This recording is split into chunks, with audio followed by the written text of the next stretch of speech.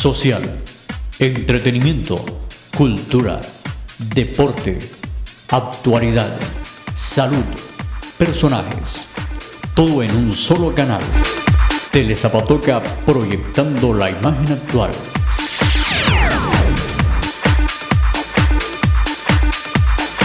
Telezapatoca es su canal. El siguiente programa es para toda la familia. No contiene escenas de sexo ni violencia. La historia de Zapatoca ha sido vivida por sus moradores y contada por extraños. Sus calles, rectas como la conciencia de sus hijos y anchas como los caminos de la superación, fueron trazadas en un sitio deliberadamente escogido por su cielo limpio, su clima de seda y un sol suave como una caricia. Con la honradez, la austeridad, el trabajo y el honor como patrimonio. La villa se hace amar y se deja amar. Relatar tantos recuerdos es para no acabar. Zaguanes, portones y tejados reviven historias de sacrificio, amor, esperanzas y frustraciones, de ausencias y regresos y de cosas que se fueron. Y lo más cercano a nosotros, nuestros antepasados. Se amañaron tanto en la villa que parece que no se han querido ir del todo. Se les siente por todas partes. César Ardila Gómez. Hoy nos vamos a remontar a la época de la fundación de la viceparroquia en el año de 1743. Vamos a hacerle un seguimiento a los eventos que concluyeron con la bendición de nuestro templo en el año de 1917. En el año de 1743, el padre Benavides, fundador de la viceparroquia, comisionó a sus habitantes para que construyeran una capilla. En solo 2 meses, los habitantes de Zapatoca construyeron una capilla hecha de bareque y de paja, la cual bendijo el padre Benavides el día 10 de octubre de 1743. Esta capilla duró aproximadamente unos 10 años. En el inventario de la parroquia del año de 1753 figura una capilla reconstruida, esta vez más grande que la anterior, hecha de bareque pero ya con teja de barro. También figura una capilla dedicada a Santa Bárbara, que fue hecha también de bareque y de teja, que seguramente quedó donde queda la actual capilla de Santa Bárbara, que fue inaugurada a finales de 1700, por allá por el año 1700. Hay una piedra en la parte de abajo de la capilla de Santa Bárbara que tiene una cruz, que seguramente fue la primera piedra de esa construcción.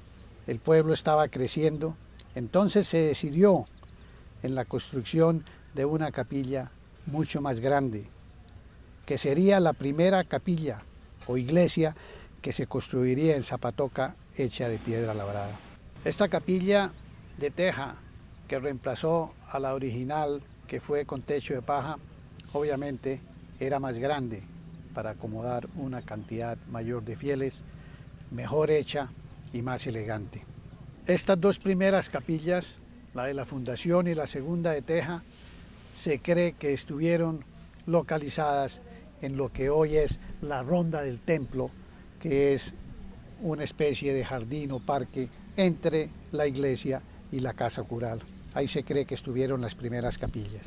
Nos encontramos en el sitio denominado la ronda del templo. Es aquí donde se cree que existieron las 2 primeras capillas, la capilla de la fundación y la que siguió antes del primer templo de piedra labrada. En esta ronda también se dice que existió también un cementerio. Antes de abrir el camposanto, era aquí donde se enterraba a la gente. También se dice que hay gente enterrada, o hubo, en la nave principal de la iglesia. Personalmente, escuchaba de mi abuela que el papá de ella, o mi bisabuelo, estaba enterrado en la iglesia de San Joaquín. Pero esta capilla de teja ya también le quedó pequeña al pueblo.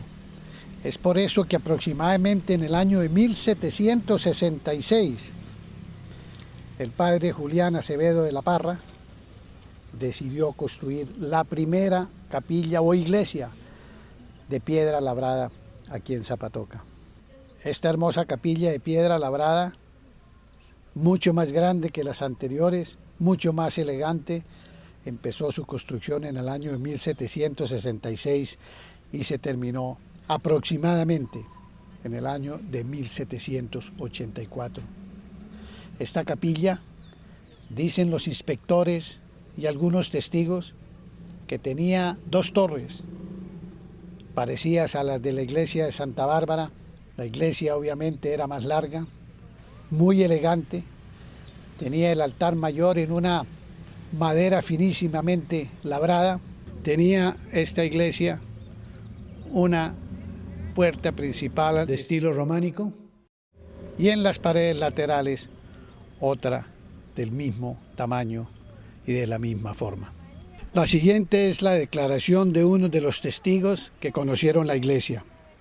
Y me consta tener la iglesia de largo 68 varas de Castilla, cerca de 24 de ancho y las 14 de alto hasta la hilera de la cumbre.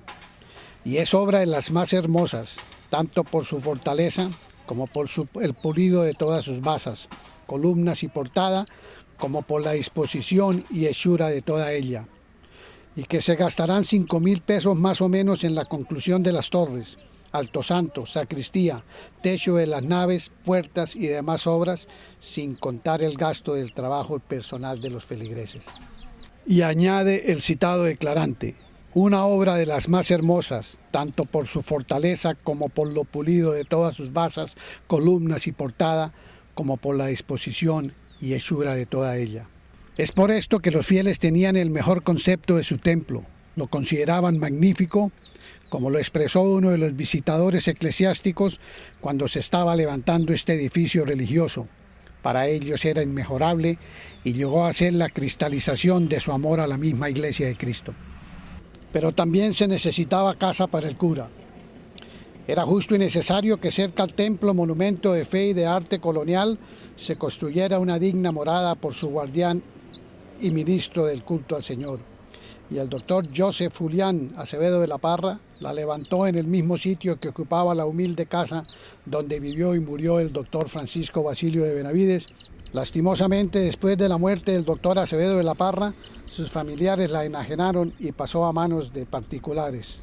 Solo después de muchos años, cambios y trasteos, en casi 2 siglos, volvió a levantarse la casa curar en el sitio designado por los fundadores de la ciudad. En esta primera capilla de piedra labrada le correspondió al doctor Fidel Gómez Gómez, nacido en Zapatoca, la construcción de la capilla del Santo Cristo. Detrás mío está la capilla del Santo Cristo, cuya edificación empezó en el año de 1869. Podemos ver una inscripción en la piedra de la capilla que dice septiembre de 1869, lo que es un indicio de que pudo haber sido la primera piedra de la construcción de dicha capilla, que duró 10 años. Estamos aquí en la capilla del Santo Cristo, que fue, como mencionamos anteriormente, empezada a construir en el año de 1869. Podemos ver a cada lado 4 pilares que sostienen 5 bellísimos arcos. 10 años demoró el incesante trabajo, dirigido, controlado y costeado por los vecinos. La obra se realizó en piedra finamente tallada y se terminó el 9 de febrero de 1880. Esta capilla, que fue conocida como el Ensanche, nació del propósito de construir una gran capilla lateral en la parte superior y sur del templo, donde estaba la sacristía. En el año de 1883, el padre Aurelio Urrea lanzó la idea de que habría que reconstruir el frontis, o sea, las torres del templo. Después de reunir a los feligreses, se acordó hacer dicho trabajo y se iniciaron las recolectas para la financiación de dicha obra. Pero el padre Urrea no empezó las obras durante su mandato. Llegó entonces el padre Francisco Becerra, de 32 años, un joven muy activo, quien decidió seguir la propuesta del padre Urrea. Él tenía la idea no solamente de arreglar el frontis, sino de demoler totalmente la iglesia y construir una nueva. Pero no se lo dijo a sus feligreses, porque en una de las reuniones que hicieron para la aprobación de dicha obra, 6 ciudadanos se opusieron a la demolición del templo y propusieron que en lugar de demoler el templo, se construyera uno totalmente nuevo, considerando que tenían suficiente espacio enfrente al parque para hacer esta nueva construcción, y propusieron dejar el templo antiguo para el uso del catecismo y de otras actividades religiosas. Esto no le sonó al padre Becerra y empezó la demolición de las torres en el año de 1888. El padre Becerra trabajó 2 años en la demolición de dichas torres. Vino entonces el padre Ramón Rueda Barrera, quien continuó la obra del padre Becerra, pero con la idea no solamente de tumbar el frontis, sino de tumbar toda la iglesia. Para hacer esto y no tener problemas con sus feligreses, se ausentó de la ciudad junto con el proveedor don Telmo de J. Díaz y dio la orden antes de partir de que empezaran la demolición del templo. A su regreso ya el templo estaba en ruinas, solo estaban el frontis que se había arreglado y las paredes laterales que se conservaron de la iglesia anterior. Esta piedra labrada de la iglesia fue traída de la cantera en el área de Gachaneque. Fue traída con bueyes y para pasar por la quebrada Uchubala se construyó un puente. Todo esto con el auxilio de todos los dueños de las fincas del área que prestaban sus bueyes y prestaban su tiempo para el transporte de estas piedras. Estas piedras fueron movilizadas por un aparato hecho rústicamente aquí en Zapatoca, que es un malacate, que era el que se usaba para subir las piedras, especialmente en el frente del templo. Para la construcción de este segundo templo de piedra labrada se usaron paredes del templo que existía con anterioridad. En esta pared de aquí al fondo se puede notar la diferencia entre las piedras que corroboran lo que dice la historia de que cuando se construyó este templo se usaron las paredes laterales del anterior. Este fue entonces el comienzo de la construcción del templo, que duraría 29 años. En esos 29 años de trabajo solamente se dejó de trabajar un día laboral, y fue el día en que los revolucionarios se acantonaron en la torre de la iglesia. También de mencionar es el trágico suceso de la muerte de don Benjamín Salazar, quien cayó de un andamio. El señor Salazar era el hijo del director de la construcción del templo, don Luis Salazar.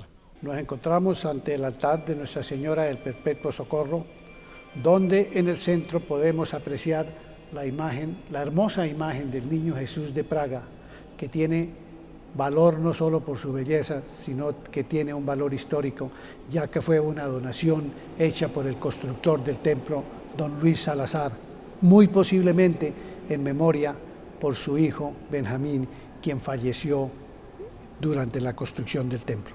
Terminado este recorrido por el tiempo, nos encontramos ahora en la época de la construcción del templo actual.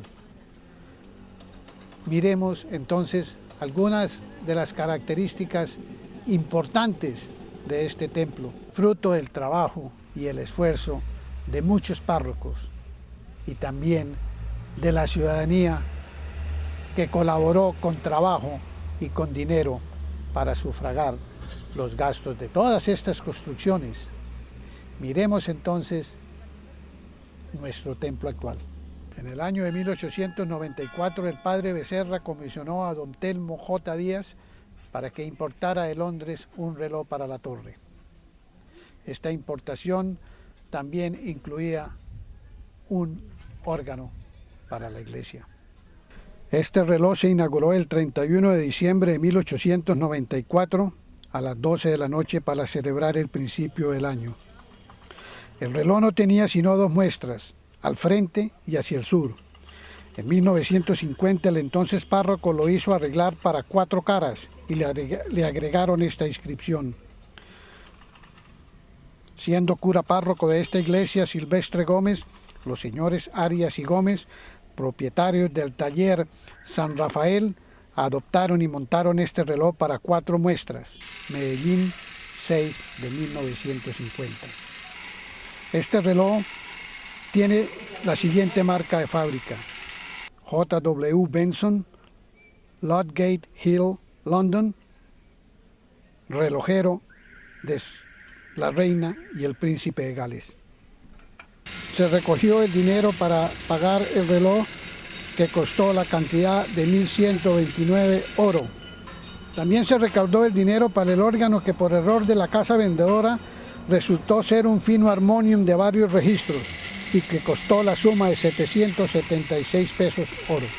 En la torre norte está colocado un diario único en su género y que cada día muy de mañana debe acondicionar el campanero para recordar públicamente a los zapatocas en qué fecha vivimos y para que no olviden ser puntuales en los compromisos de cada día de la semana. Esta torre también alberga 4 campanas. Nos encontramos en la torre norte, en el campanario de la iglesia, enfrente de una hermosísima campana que tiene el nombre de María Joaquina y tiene como fecha el año de 1809. También tenemos aquí otra campana, antiquísima también, con el nombre de la Santísima Trinidad y el año de 1823. Esta campana, ya mucho más nueva, con la fecha de 1977, tiene la inscripción: Virgen de Fátima, ruega por nosotros. Y la siguiente campana tiene la inscripción de Jesús, María y José. Y como fecha, el año 1977, igual a la descrita anteriormente. Le correspondió al padre Antonio Vicente Arenas en el año de 1905 la construcción de la cúpula del templo. Una junta de vecinos dispuso cubrir todo el domo circular de la misma con lámina de cobre sin reparar en el costo que pudiera tener. Y de una vez se inició la recolección de la suma necesaria, que superó las aspiraciones del celoso párroco, pues se reunieron 1.078,25 oro. Se pidió a Londres el cobre laminado por el valor de la cantidad en caja, y no solo alcanzó para la cúpula, sino que se pudo vender el material sobrante para el templo de Oiva, cuya cúpula se cubrió en aquel año con láminas también de cobre. El valor del cobre vendido fue de 530 oro y fue colocado a interés para prevenir los futuros gastos de la construcción del templo. En el año de 1909 se empezó la construcción de las ventanas, no solamente las del templo, sino también las de la capilla del Santo Cristo, para que fueran uniformes. En el año de 1910 se hizo una importación de los vidrios. Estos vidrios fueron importados de Hamburgo, Alemania, y se trajeron para las ventanas laterales, como también los vitrales de la cúpula. Estos vitrales, incluyendo los de la sacristía, costaron la cantidad de 851 pesos oro. Esta bellísima puerta de la capilla del Bautisterio fue hábilmente tallada por el zapatoca Agustín Rueda Suárez, quien no solamente talló la puerta, sino que se la regaló a esta parroquia.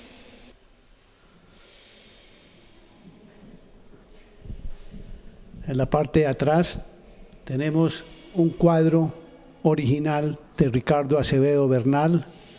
Este cuadro también tiene su historia, no solamente por su belleza y por su antigüedad, sino porque el cuadro fue sustraído de esta parroquia, fue robado de esta parroquia. El cuadro fue cortado, removido y fue reemplazado por una copia que ya tenían lista para hacer el reemplazo. Este reemplazo duró ahí en ese marco por mucho tiempo, hasta que un ciudadano se dio cuenta que algo andaba mal, hicieron las averiguaciones correspondientes y se dieron cuenta que no era el original. Obviamente se hicieron las denuncias y después de un tiempo el cuadro fue recuperado aparentemente en Medellín cuando trataba de ser vendido. El cuadro fue recuperado entregado de nuevo a la iglesia, pero se notan algunos imperfectos, quizás por la manera como doblaron el cuadro. Ya no son tan obvias, pues el cuadro está siendo restaurado a su originalidad. Esta pila bautismal que estaba en la casa cural fue traída hace poco aquí a la capilla del bautisterio. Podemos notar aquí la fecha 1743, o sea, la fecha de la fundación de Zapatoca, y otra fecha que es la del año de 1925. La construcción de la iglesia es toda en piedra, tanto el exterior como en el interior, pero en el año 1912, cuando ya se estaba terminando la construcción, el padre Gil Antonio Serrano, como era costumbre en la época, tapó entonces la piedra con barro y con cal. También las columnas del templo, que eran octagonales, como podemos apreciar aquí, fueron redondeadas y también la piedra fue tapada. En algún momento después de la construcción, pues hay fotografías en las cuales se pueden apreciar, como se puede también apreciar en la sacristía, donde todavía hay un par de columnas que muestran que fueron octogonales en su tiempo. Como se podrá ver, a diferencia de las columnas en el centro de la iglesia, aquí se puede apreciar entonces que las columnas fueron octogonales en un tiempo. Estas que están aquí, como dije anteriormente, son las únicas que quedan en la iglesia de esa forma. También el piso de la iglesia en su origen no era de baldosín, sino que era de un ladrillo octogonal, que también fue cambiado en algún momento en la historia. Ahora el piso es de baldosín. Aparentemente el piso de octogonal todavía existe debajo del baldosín.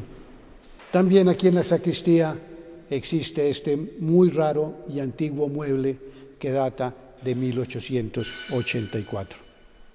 Existen también aquí en la sacristía estos inmensos closets o armarios incrustados en la pared, hoy usados para guardar santos, para guardar palios y otros implementos religiosos.